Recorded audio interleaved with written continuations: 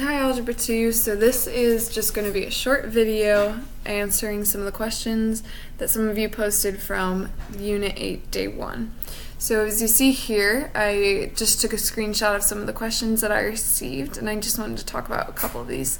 So this is a great question. How would you graph a function where b is a fraction with a numerator that isn't 1 and a negative exponent?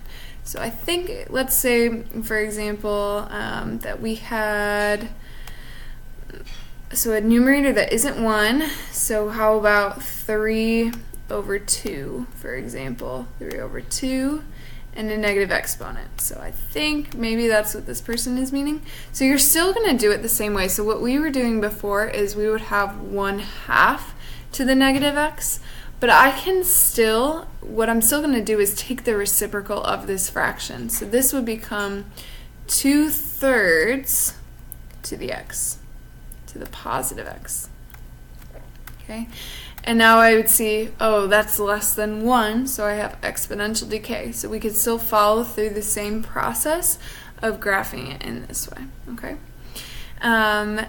There were 2 questions about example number 3, so I just wanted to reveal the answer for that. But before I do, actually, is the domain always real numbers? What do you think? For exponential decay and growth? Yes, indeed it is. So here are the answers for example number 3. So to find the growth factor, I did 1 plus 1. Why did I do 1 plus 1? Well, the reason is that because it doubles every hour.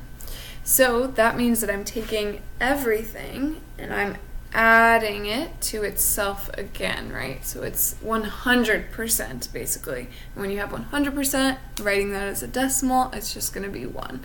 So that's why 1 plus 1 is 2. That's our growth factor. You would write our expression. Because it's greater than 1, we see it's exponential growth.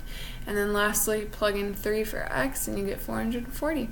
So hopefully those clarify those questions. Remember to be answering the Google form if you do have questions. Well, even if you don't have questions, you should be answering that Google form. So thank you to the 10 of you who did that. But I hope to see many more of you for this next one. So, and again, I will answer any of those questions. Okay, thanks guys.